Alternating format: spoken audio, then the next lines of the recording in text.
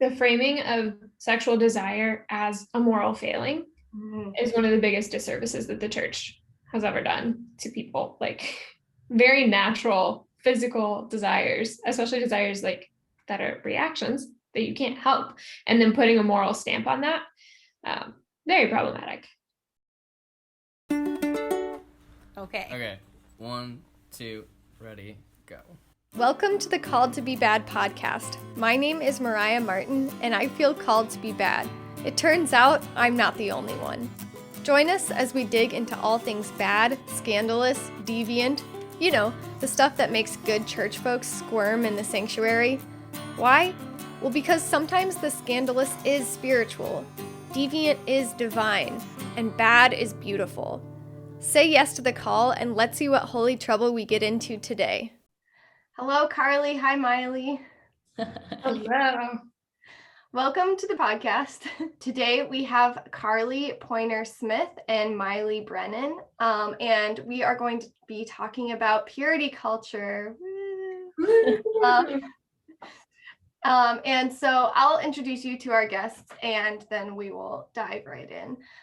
So we have Karly Poyner-Smith, she, her are her pronouns, and Karly is a Ph.D. student and graduate instructor at the University of Memphis, studying communication with an emphasis on rhetoric and identity. Karly's research focuses on the intersections of gender, religion, and agency. Often her research examines evangelicalism, Christian activism, Protestant discourse, purity rhetoric, and contemporary purity culture. In her free time, Karly likes to explore Memphis's many bike lanes, yay for biking, and hiking trails, also yay for hiking, and spends too much time watching TLC's 90 Day Fiancé, which I have not seen, but maybe I will have to check out now for. It's addicting. And then we also have Mylie Brennan. Her pronouns are she, her, and Mylie is a PhD researcher at Queen's University, Belfast. Her current research examines the personal and political identities of young adults in post-conflict Northern Ireland. And her past research has included the lived experience of women in Northern Ireland, Dungeons and Dragons, which apparently there's an art wall behind her dedicated to Dungeons and Dragons. Of course. Intercultural communication, the rhetoric of evangelical Christian home. Oh no, I've skipped a line. Let me do that again. The rhetoric of Christian dating books for young women, among other topics. Mylie was raised in an evangelical Christian home and went to a Christian university for her undergraduate degree, and her education and research in rhetoric and identity has allowed Mylie to critically examine messages disseminated by the church. Mylie now lives in Belfast, which I think you're our first person in Ireland on the show. So that's Mylie now lives in Belfast, where she enjoys dandering about in the parks. What does dandering mean? I saw that and I was like, yeah, it's a very common phrase here that just means like wandering about, like I'll take a quick dander on down to the shop. I love it. Dandering, I'm gonna start using that now if that's dandering about in the parks and on the North Coast. Baking, typically while watching the Great British Typically while watching the Great British Bake Off and playing board games and tabletop role-playing games with her partner and friends. So yeah, I am very excited, begrudgingly so. Purity culture is something I can talk about for ages. It's not my favorite topic because I get really worked up about it, but I am excited to hear about your experiences and pick your brains about how you have experienced purity culture. But first, I'd love to hear what you all are drinking today, and describe your mugs for those listening so they can feel like they're cozying up and talking about this with us. Yeah, I can go first. Just real quick. So I'm drinking some Nordic coffee from Cafe O, which is my favorite coffee shop here in Belfast. It's very good. And my mug is a handmade pottery mug from Galway. It says Galway on it. On the other side, we have the Galway hooker, which is a red-sailed boat that Galway is known for. So I lived in Galway for a couple of years before moving to Belfast. So it's kind of my home away from home. So this is my nostalgia mug. Oh, I like it. It's really pretty too. I love mugs. Is Galway like a shipping port? I don't know Mhm. anything about Ireland destinations. Yeah, Galway's on the west coast. So it's like the port that connects us to the States and stuff. So a lot of people who left during the famine would have left from Galway to get to the US. So yeah. Oh, neat. And Karly, Well, what history there? I don't have, it would be perfect if like I pulled up a mug that was like from Graceland or from like Beale Street and it's something about like blues, barbecues and Susie Q's or something. I don't know. But nope, I just have a cheap mug. But it's hot water and lemon because I'm trying to cut back on my coffee consumption when I'm not currently teaching. So I do lemon water. And I like it. Yeah. And today I have my Amsterdam mug. We had a guest on the show, pastor in Amsterdam, and that was when I first brought this mug out. But I guess it was the first one I reached for. So is Amsterdam are they the place that has that red light district? Yeah, it has. I was when I visited the Netherlands. My husband, he's half Dutch. And so I went and visited and we saw some of his family and friends there. We walked down Red Light District and I went to a kind of like museum of like the history of prostitution there, which was very interesting. So I also kind of thought of that with Amsterdam. I mean, it doesn't define the whole culture, but it's well known for their Red Light District and for their bikes and tulips, which is on the mug. So perfect way to talk about purity culture: sex work, tulips, and biking. I just feel like perfect metaphors right there. Hello, beloved baddies. A quick break to tell you that this episode is sponsored by the Center for Art, Humor, and Soul, a nonprofit that supports and amplifies the voices of edgewalkers through art that catalyzes change, laughter that brings us together, and soul awakening to the creative spark within us. The support from the Center for Art, Humor, and Soul has meant the world to this podcast. So I highly encourage you to check out their website, arthumorandsoul.com, to see their other featured artists and projects. If you want to support the podcast, you can check out our Patreon or get in touch. Now I'll let you get back to this episode of Called to Be Bad. Perfect dovetail. We'll be talking about purity culture. And so as usual on the show, let's start with definitions. And I'd love to hear from both of you. It doesn't have to, Mylie was talking about how a lot of her, like some of her responses will be more like experiential and Karly's will be more academic. And I'm like, yes, we need both. So let's start with definitions. How do you define purity culture and what are some examples of purity culture? Well, okay. So the interesting thing about purity culture is there's like almost, when you talk about purity culture with people, you have to almost be able to differentiate what type of purity culture you're talking about. Because there's the like umbrella puritanical culture, which America thrives on, you know, this like concept of like purity and staying away from what is deemed impure is normalized. So, you know, in weddings, whether they're Christian or not, the bride wears the white dress, you know, like that kind of purity culture happens. But I think probably what we're going to talk a lot about today is like the Christian contemporary purity culture, which definitely got a big boom in the 90s and 2000s. So when I describe what purity culture is, it really is puritanical culture. So it fits into whatever system of purity your sovereignty is trying to push. So, however, with Christian contemporary purity culture, there's this layer of like spiritual self or your soul, like the health and safety of your soul. So I've written about purity culture being a discourse within Christianity that urges guidelines within communal, familial, and personal spaces to set apart pure and impure dichotomy for the sake of spiritual and faith-based health and safety. So that is my definition. Yeah.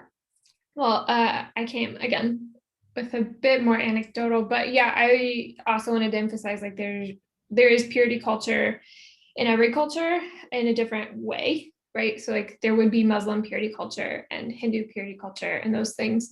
But when we're talking about contemporary Christian purity culture, particularly the kind that we probably all grew up in the early 2000s, I mean, it is so much centered on the act of sex and how to maintain purity when interacting with sex, which in our definition is often only within the confines of marriage between a man and a woman.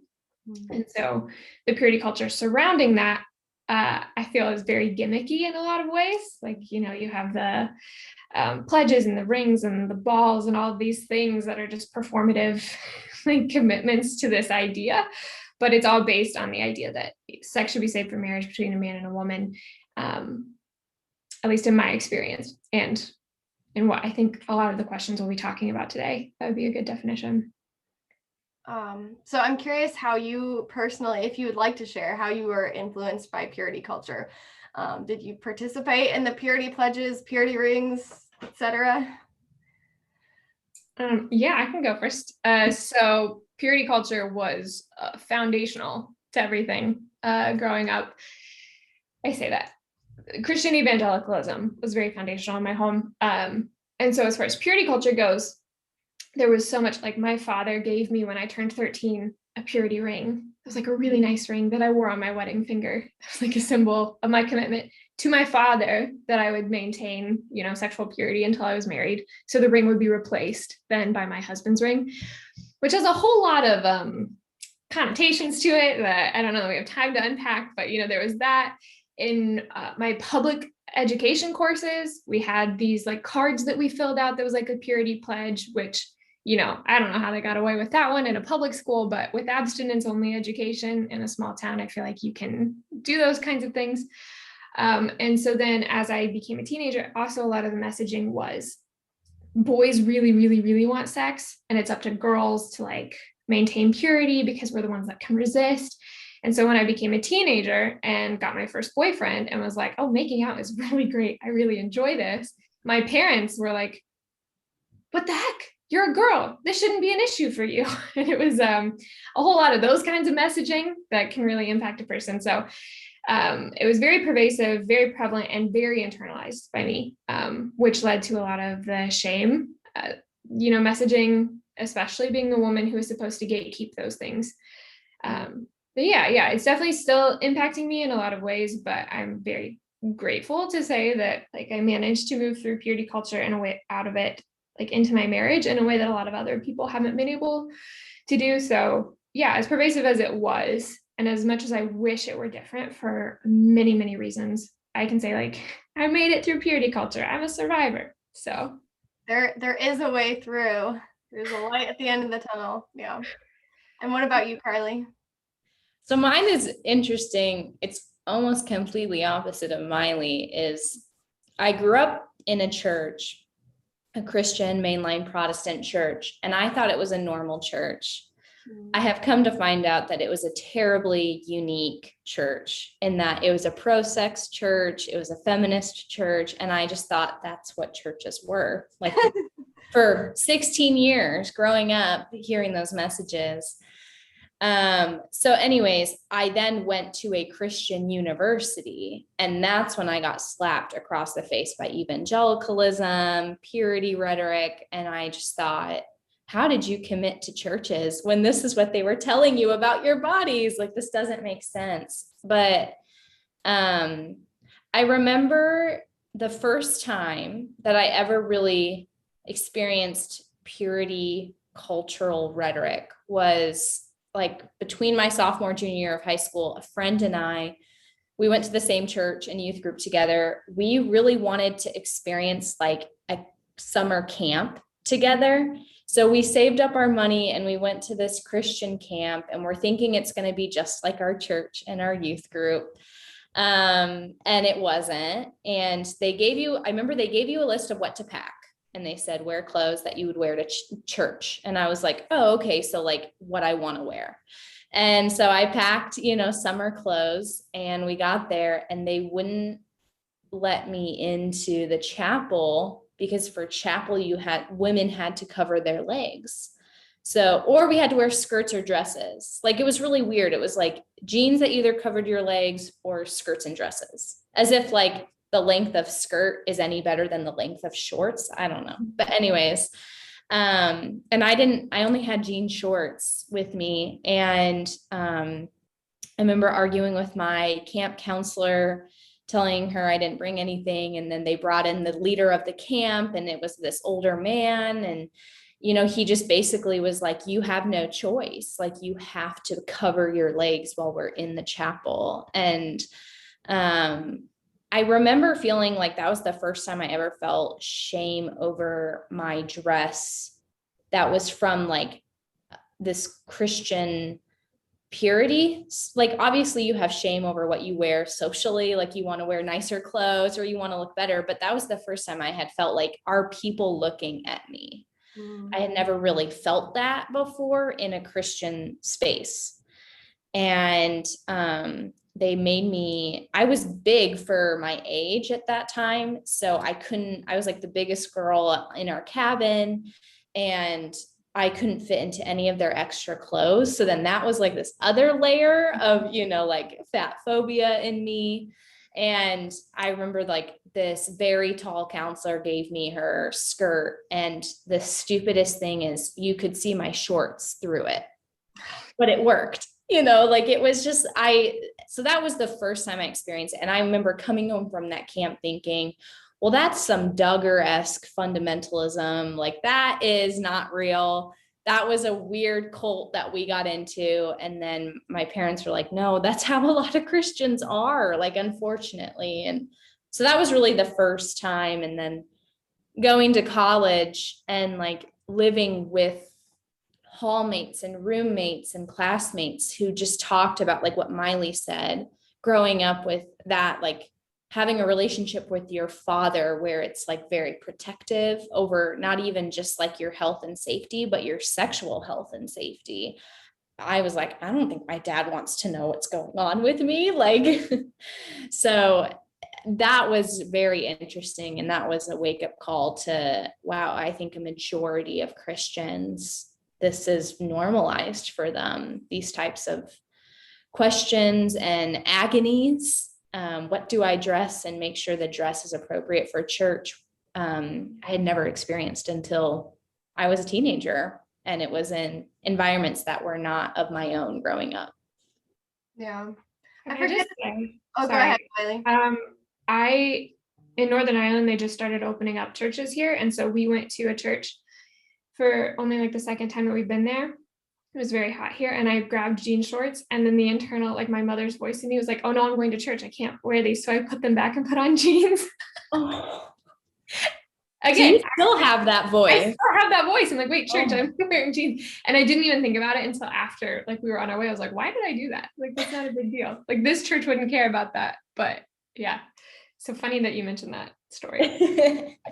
I did an internship at a church in Oregon, and it was really, really hot. And I wore jean shorts, and I was just like leading a prayer, I think, at the end. Like, I wasn't preaching. And people complained that I was wearing jean shorts up front.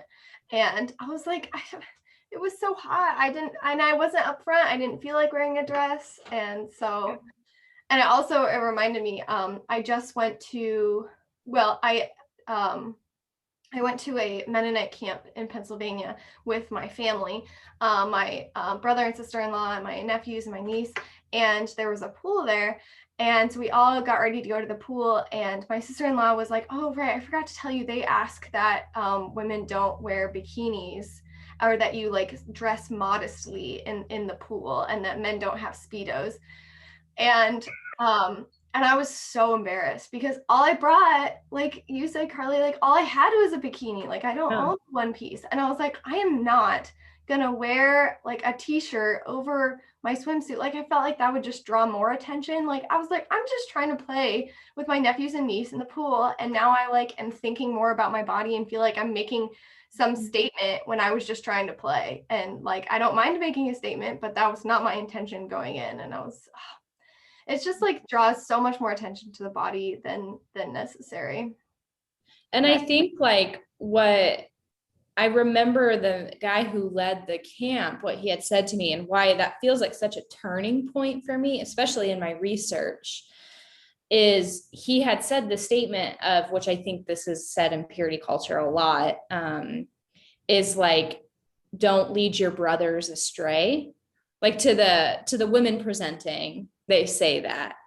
And I remember that it was like the first time that statement had ever been said in such a way to me. Like I had heard, because it's like from some Bible verse, so it had been said growing up, but it was always looked at in a way of like, oh, just like make sure you rely on your community. Like don't let your selfishness break the community apart. Like that's how it was used doctrinally growing up. And this is the first time I had heard it used where it was like the visibility of my body through my intentions or not my intentions is going to lead a brother astray. And in me, what that did was it sexualized what that meant to call someone your brother. And I'm like the only daughter and I have brothers. And it felt like so, like it became this like really incestuous fear of mine. And it just went down this really dark path. And I just thought that cannot be healthy. Like this fear and this fear that you will break a relationship or a community just by walking into a room how you want to walk into a room, or to pray with shorts on. Like, yeah. So I remember that was like, oh, that was a wake-up call for me to say, I want to figure this out. Why is this happening? Yeah, just by existing, you're somehow like a temptation. It over sexualizes the body in really unnecessary ways. And like you're saying, I hadn't thought about that, like the kind of like incestuous nature of like, oh, brothers and sisters in Christ, which is supposed to be a very like platonic thing. But then it's like, oh, you're brothers in Christ. You don't know where their thoughts will go. So, oh, that makes me want. Yeah, it overtly then sexualizes the potentiality in any relationship you're involved in. So now when you're walking into a church or a church meeting, or you're asked to pray, or you're going to a church after lockdown, there is now this layer of, oh, like, am I going to lead a man astray or anyone astray?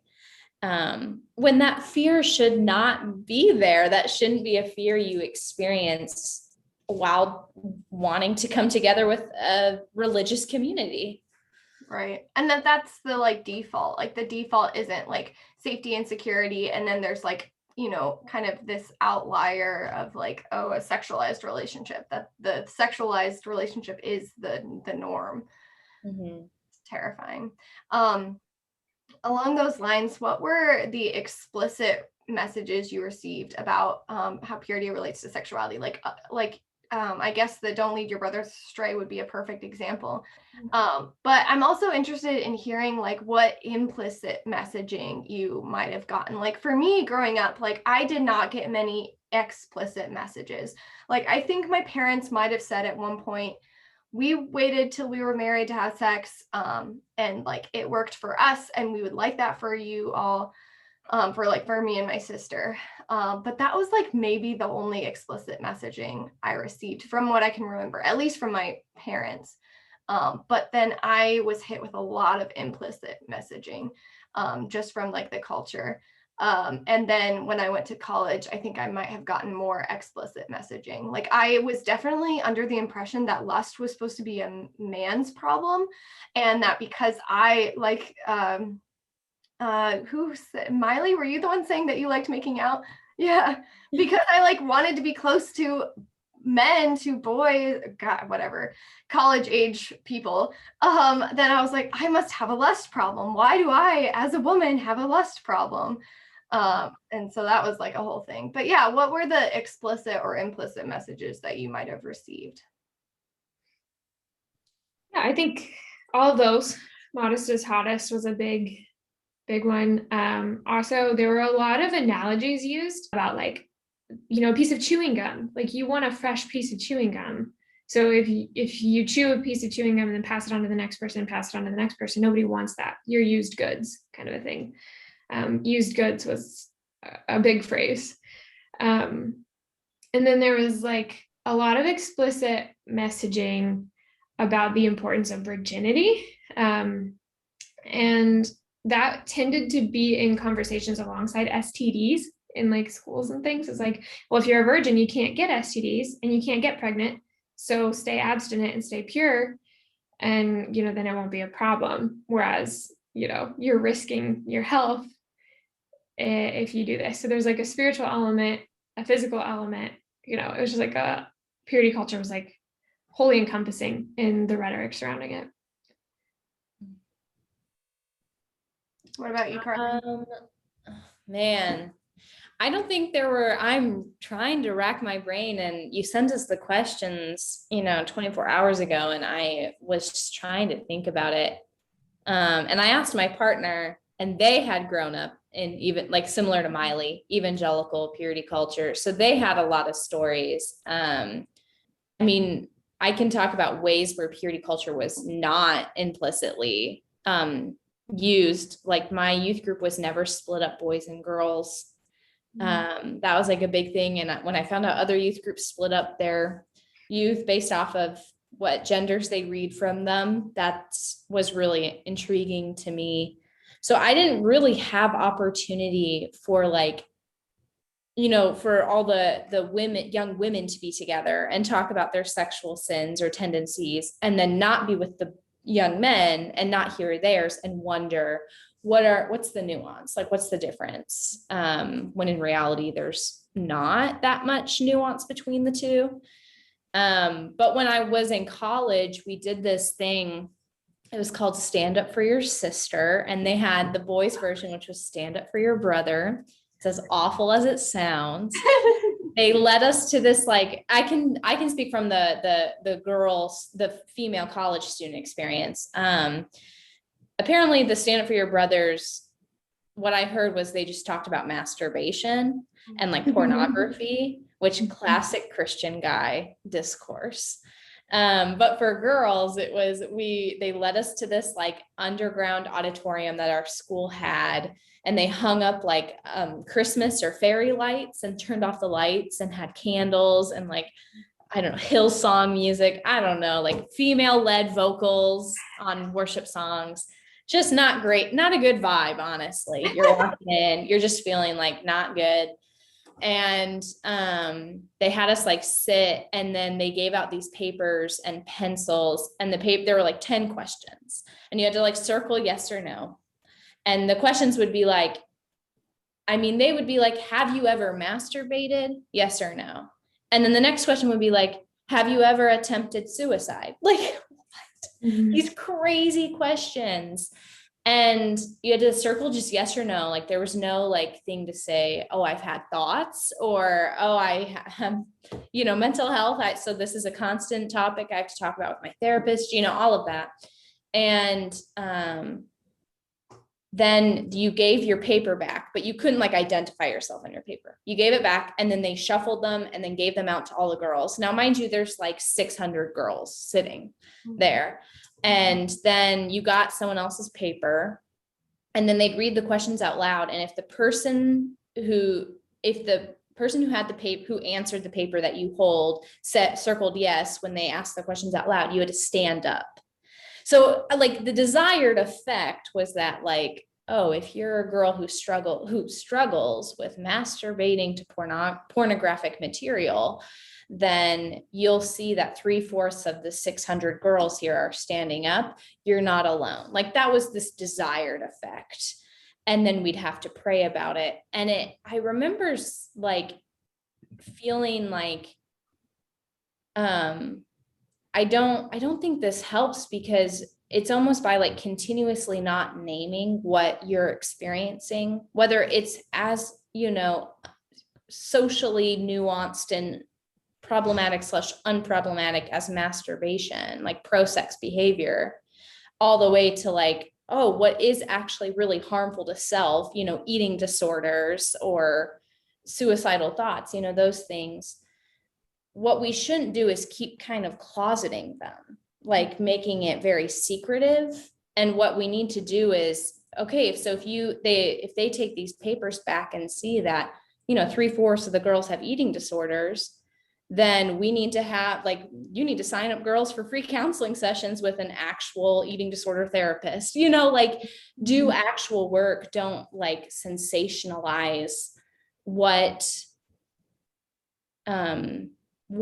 teenage girls in college feel as darkness on their own.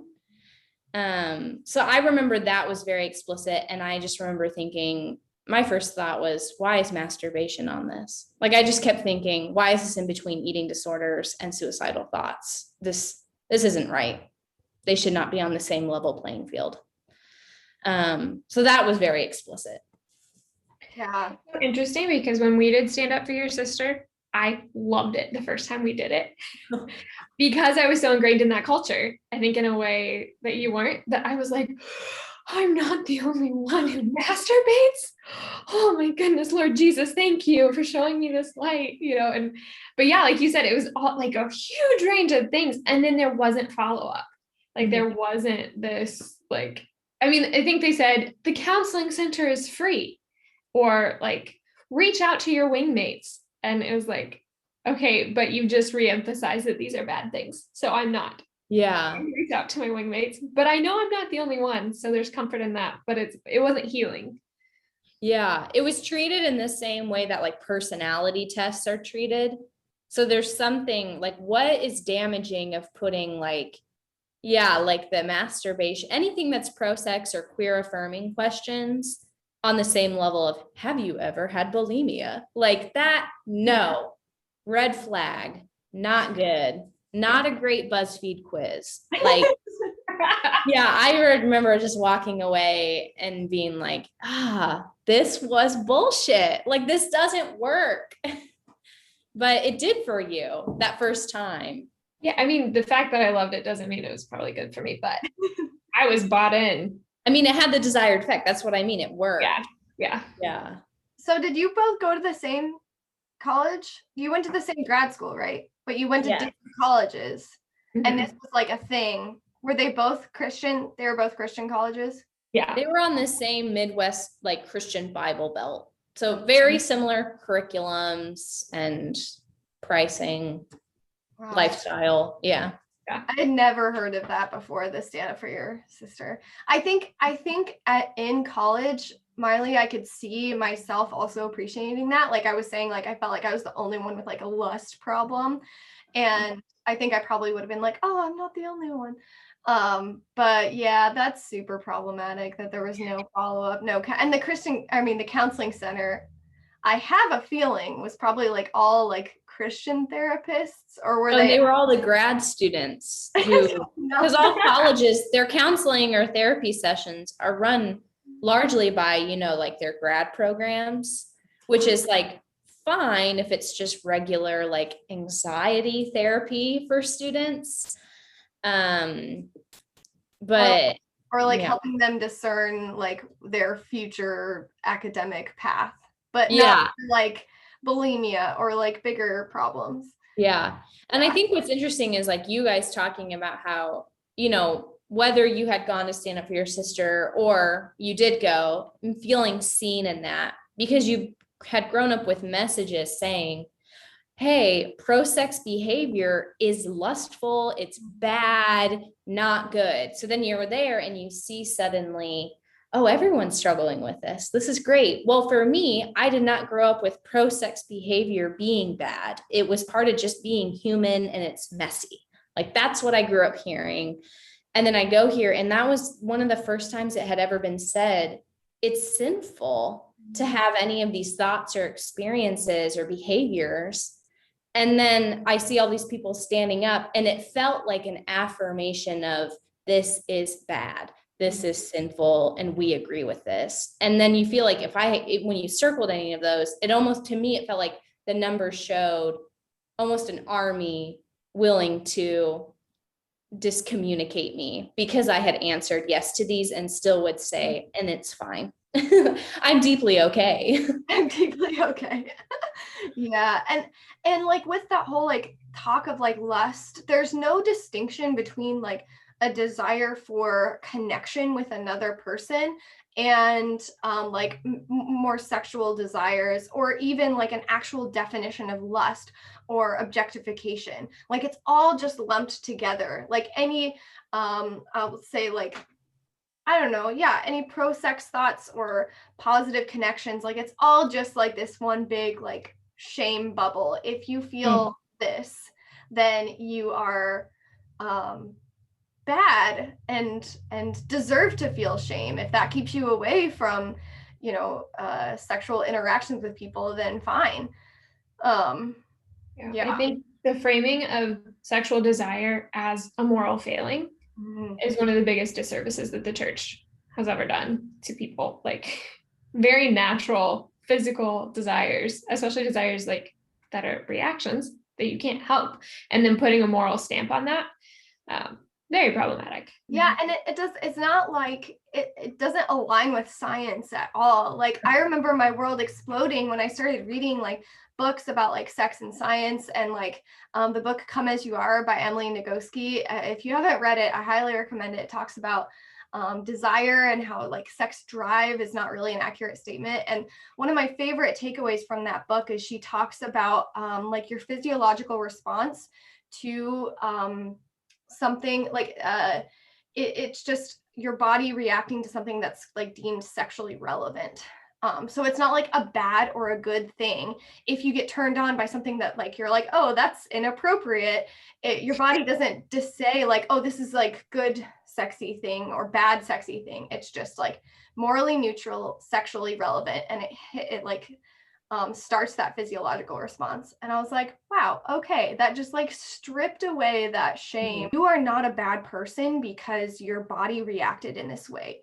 It was your body saw something and it was like, this is sexually relevant, but it's not morally bad or good. It's neutral. And I was like, if I had known that like early on, like I wouldn't have felt like such like a sinner or like this lustful temptress, like that I was leading men astray. Like I would have been like, no, my body, this is sexually relevant and I'm a sexual being. Karly, I wish I had gone to your church. Yeah, it's like this big, almost like a Venn diagram, this big circle that the purity culture labels as like sexual desire, and it has everything underneath it that has any relationship to sex in any way, good, bad, like neutral, whatever. And then it has one little bubble where it says when it's sexual desire is okay, and that's only heterosexual, able-bodied, monogamous marital relations. And so then when you experience any like sexual discourse or desire outside of that tiny bubble, it's immediately labeled as shameful. Like you were saying, Karly, like sex is like dirty and bad unless it's like this tiny little sliver. It reminded me of a quote by Keith Graber Miller. I also did a podcast episode with him on sexuality. He's a professor of sexuality and religion at Goshen College, and he shares this phrase, ironically, sex is dirty, save it for someone you love. The quote is interesting from that professor. Yeah, I don't know how I feel about that. I was thinking about it, and I think the word dirty, I think he's trying to be kind of funny with that. He's saying this is a commentary on like the language that we use around sex. Okay. That like we have been told that like sex outside of marriage is like dirty and bad and shameful. Like you were saying that small percentage of sex that is like socially acceptable, especially within Christianity. Yeah. And it's supposed to be an ironic commentary on the language. He's not saying this. I was trying to say that he's using this ironically as a commentary. He's not at all advocating that sex is dirty or bad or shameful. Like the whole episode we did is on shame-free sex. So, and so that reminds me of this, like we go our whole, well, maybe not everyone, but if you're in purity culture, you go for a majority of your life thinking that sex is dirty and bad and shameful. And then you get married and like all of a sudden you're supposed to flip a switch and then it's supposed to be like good and beautiful and godly. And yeah, how do you think about that? How have you experienced that? Every So I do qualitative research. Every participant I've interviewed about purity culture talks about that. So I think that's really relevant. So yeah, when you said the flipping the switch, I think I've heard that stated again and again. Like that is an experience that I think everyone in purity culture who's honest about it will realize they experience. Yeah, I mean, there was a switch flipped the moment I got engaged in the conversation and rhetoric surrounding sex. So, for me, like growing up, sex was never couched as something dirty, at least not explicitly, but it was so sacred and it was so holy that defiling it was bad. But there was grace and forgiveness, oh Lord, please forgive me for enjoying making out with my boyfriend kind of stuff, but then, so it was all like this thing that's amazing and beautiful and wonderful and pleasurable, but you can't have it. As soon as I got engaged, my mother, like other women in my life, started being like, okay, so sex is really complicated and it hurts really bad. So just be prepared. You're going to be in so much pain. Oh, no. And it might take you years before you enjoy it. And I was like, if you wanted me not to have sex when I was a teenager, why didn't you tell me that? Like now I'm terrified, and I mean, I personally didn't have any of these situations, but again, very anecdotally, I've seen posts on Instagram. I've talked to some of my friends who then like, there's an actual like diagnosed thing that happens called vaginismus.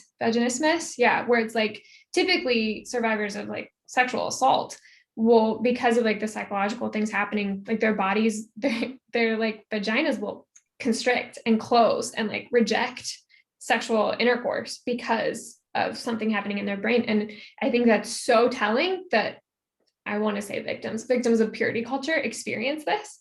Or like my sister has talked to me very openly about like, she had the very opposite experience that I did in purity culture, where I was the bad one. I was the one that went from boyfriend to boyfriend, had to go to the altar with my boyfriend on Sunday mornings to confess our sins publicly in front of the congregation, just like to pray together and all of this. And my sister never dated. And I think she had talked to me about how a lot of that for her was just like, we were in a very small school, very small community. She's like, there wasn't anybody I wanted to date, like she didn't have that desire. And so for her, she was uplifted in the community, like a pillar of sexual purity. Like she never dated. She was so pure.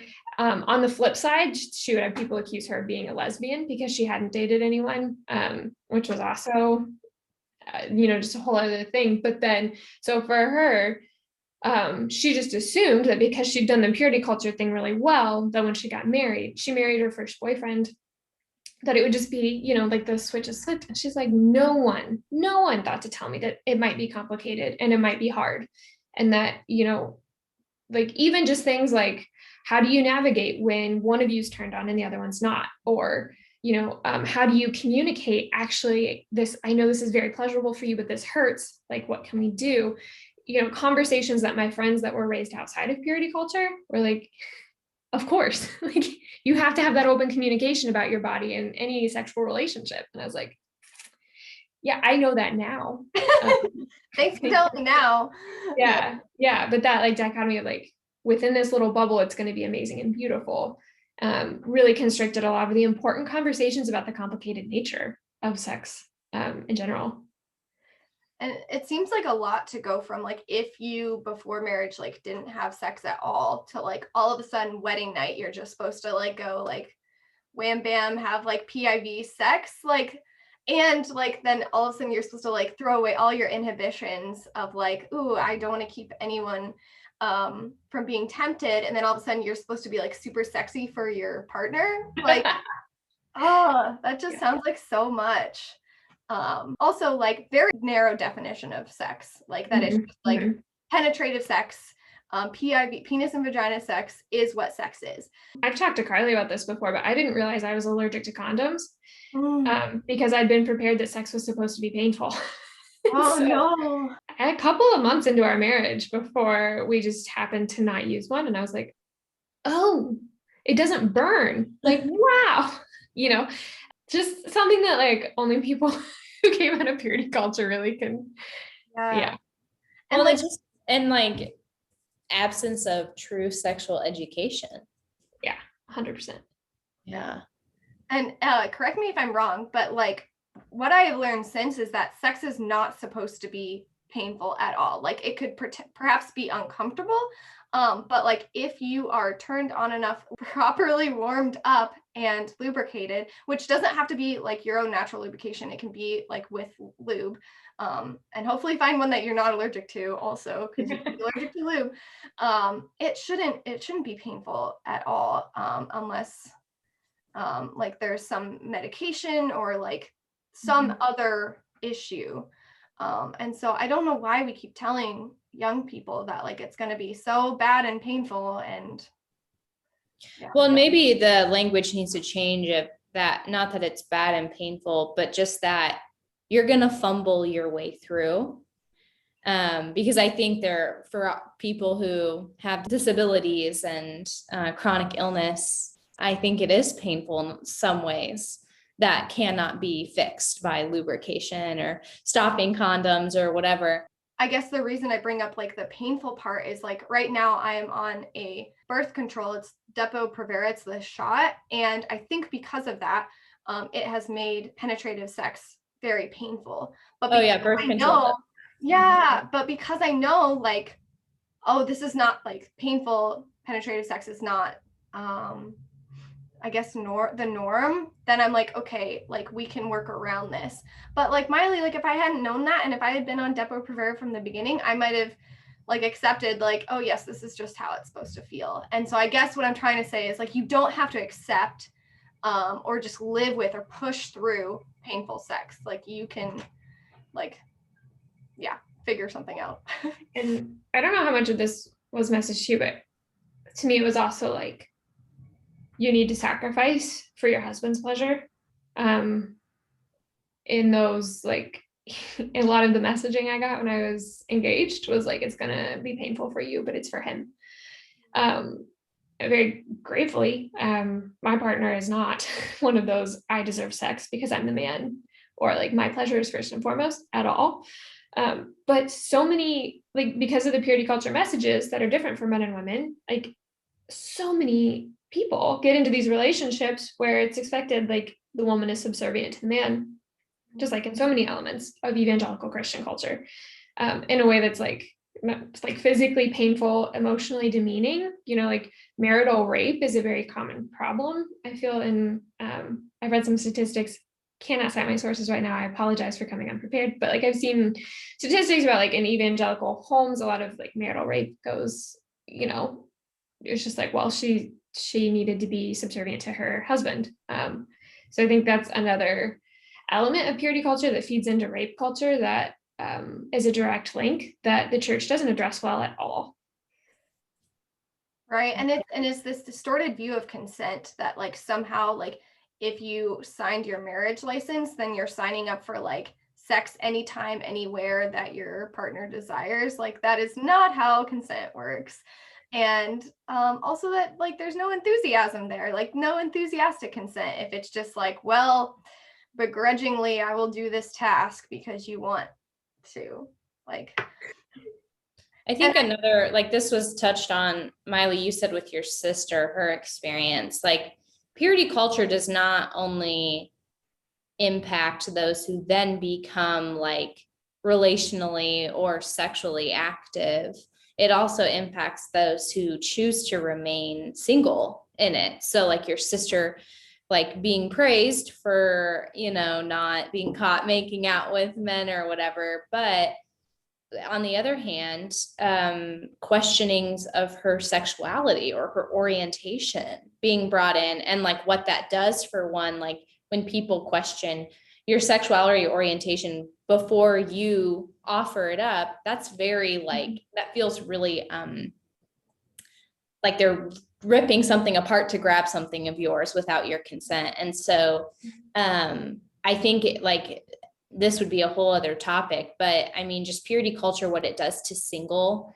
individuals in it, of presenting this very queer phobic response of, well, if you're not sexually active, which we're saying everyone wants to be, you know, then something else almost quote unquote has to be wrong.